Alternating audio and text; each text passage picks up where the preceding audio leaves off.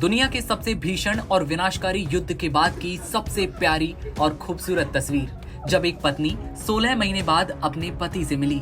Alexander की पत्नी ने जब अपने पति को पहली बार देखा तो दिल की धड़कनें रुक सी गईं। एक पल में उसे बाहों में भरकर चूम लिया।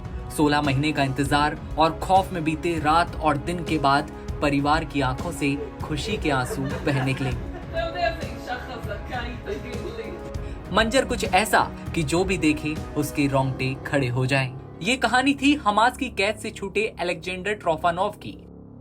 इस बार का वैलेंटाइन डेकेले और उनकी पत्नी एविटल के लिए भी बहुत खास रहा था। हर पल आंसू और इंतजार में बैठी एविटल ने जब इतने लंबे समय बाद अपने पति को देखा तो उसका रिएक्शन भी कुछ ऐसा ही था। डेकेले की कहानी हमने आपको कल बताई, लेकिन आज बात 16 महीने बाद अपने परिवार से मिले अलेक्जेंडर की। हमास ने 7 अक्टूबर 2023 को इजराइल पर हमले के दौरान 3 और लोगों को पकड़ा था और 498 दिनों बाद हमास ने शनिवार को 3 इजरायली बंधकों को रिहा कर दिया। गाजा युद्ध विराम समझौते के तहत शनिवार को बंधकों और कैदियों की छठी अदला बदली के तहत हमास ने 3 इजरायली बंधकों को रिहा किया। इन 3 के बदले में यहूदी राष्ट्र 369 फिलिस्तीनी कैदियों को आजाद करेगा। फिलिस्तीनी ग्रुप ने जिन 3 बंधकों को रिहा किया है उन्हें गाजा के करीब स्थित किबुत्ज नीर ओज से 7 अक्टूबर 2023 को हमले के दौरान हमास के लड़ाकों ने पकड़ा था।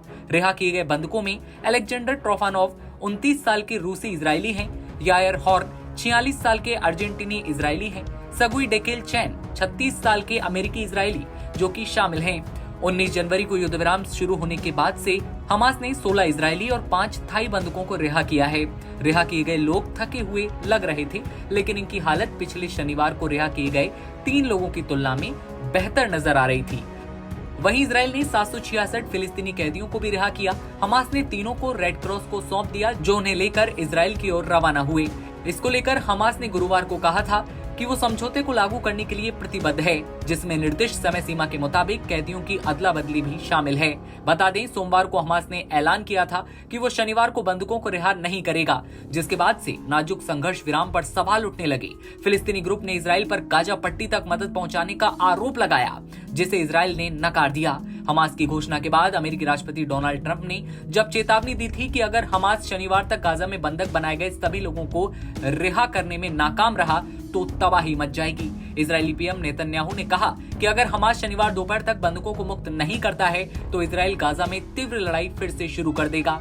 हमास ने 7 अक्टूबर 2023 को इजराइल पर हमला करके 251 बंधकों को पकड़ लिया और लगभग 1200 लोगों को मार डाला था, जिसके बाद ये युद्ध आगे बढ़ता गया।